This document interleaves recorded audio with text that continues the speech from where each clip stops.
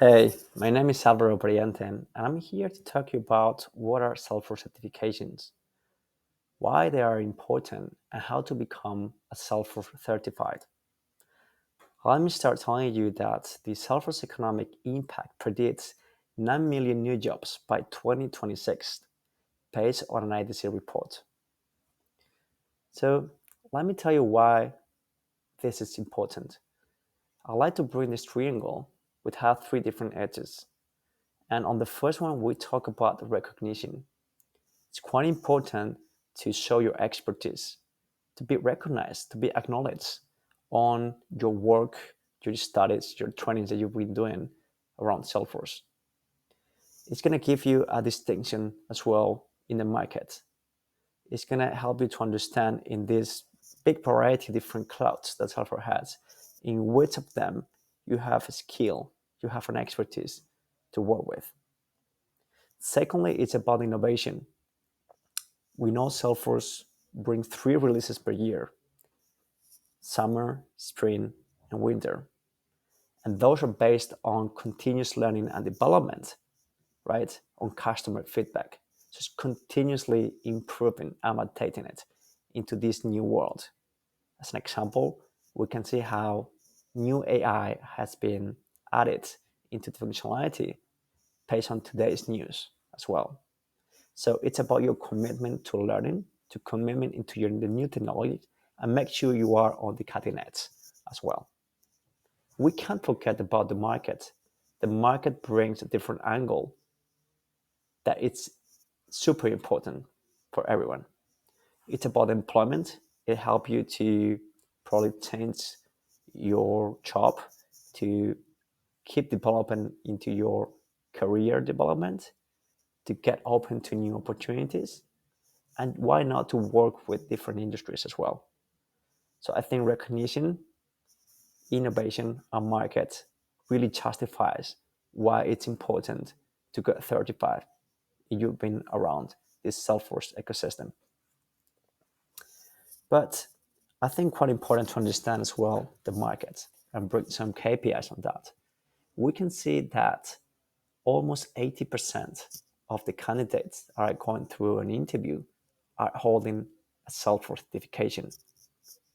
While 12 of them don't have them, 9 of them are still working on that. So we can say that there's a majority of candidates that would like to work on the Salesforce ecosystem needs to start with one of the certifications. Which one should we start with? On the right-hand side, we can see the top 10 Salesforce certifications held by candidates. Admin, we'll go through that as well because it actually gives you foundational knowledge on what is the platform, and then try to configure, try to work with different stakeholders, and therefore meet customer needs. Then we got platform app builder, we got developer one, and then from 4 to 10 we have a different variety of more specialist ones to get the knowledge on. So this is quite important to understand what is the market, how to start with, what to start with, and what our competition would be if we're trying to apply for a new job. So wanted to bring one graphic, like a pathway that really summarizes the different types of certification that we have on the Salesforce market.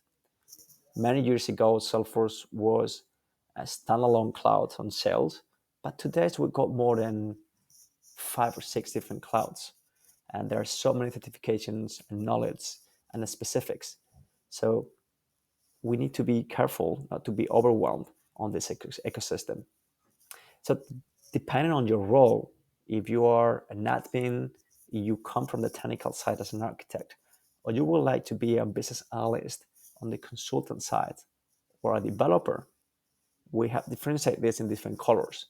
So depending on that, we will be able to understand where to start, what's coming next, and how to advance in my career.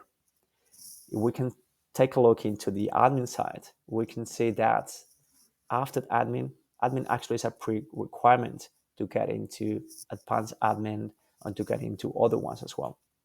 So make sure you understand your role and therefore what are the different career developments and the different certifications pathways that you can get along. So in order to understand, okay, what is my role, and once I understand my role, where to start, how can I start, getting the knowledge, training myself, and getting into this ecosystem. So you go into the Salesforce certification page, you can say that Salesforce actually helps you to understand the different type of roles that we got. We've got a Salesforce admin, we've got an architect, a Salesforce developer, a sales professional, a marketeer, a Salesforce consultant, and a Salesforce designer. And based on your role, you have different certifications attached that are recommended for you to go through. But what is a Salesforce admin? So if you actually click on that, you can see that an admin is someone that works with different stakeholders to define the technology requirements, to customize the platforms, right? To configure the platform and enable users to get the most out of Salesforce. And based on that, you got 6 different certifications to start with. But instead of being an admin, we would like to be a Salesforce architect, going more into the technical side. We can understand as well what kind of role is that and the different certifications that we have with that. So just to recap, it's quite important to understand why do we need to get certified in this Salesforce ecosystem? What are the most demanding certifications that candidates are holding? But I guess it's as important to understand what are the 10 Salesforce products more demand for our customers. So we can see Salesforce Sales Cloud is at the top with 40%, following by Salesforce Service Cloud with 39%. And then we got at the back Marketing Cloud and Experience Cloud, followed by other clouds and other platforms. So we want to understand the opportunities behind the scenes. It's quite important to understand our role, as we mentioned, to start getting certified in the foundation of the platform, and therefore see what kind of different roles do we want to go after. Am I more on the developer side? Am I more on the consultant path? Or do I want to become a business analyst or product manager at some point? I hope they help you to understand the different paths to go after. Once we have defined that, we need to understand the platform. So there is a tool, an online portal called Web Assessor, which is an online platform that allows anybody to take a Salesforce assessment or exam through the various certifications that we got. And I'm going to show you an example of that. So this is my Web Assessor. I can actually go into my homepage. And once I have clicked on my homepage, you can see I have different quick links to schedule exams or to understand what are the differences between on-site proctoring and online proctoring, right? And the different centers where I can go and take my exam. I can see the assessments from my past that I have got, the ones that I passed, the one that I failed, the ones that I retook, and of course I can register for an exam. So I can actually select any of the certifications that I was mentioning before. I can go to associate, I can go to admin, and then click on that, and whether take an online or an on-site or even an event. There are also events where you can actually get your certifications on one side. So I hope that helps you understand the tool where you can register for free and therefore trying to get and book your exam when you're ready for that. How can we get ready? There is something called threat, and anybody that gets into the Salesforce world, they need to understand what is threat because you're going to be using it every single day. Threat is a learning platform. It's a self-serving free platform for you to take any path along any role or certification that you would like to pass. So I'm going to show you as well how it works. You can actually go into the Salesforce page and click on your role, as I mentioned before. So I'm going to click on Salesforce admin as an example.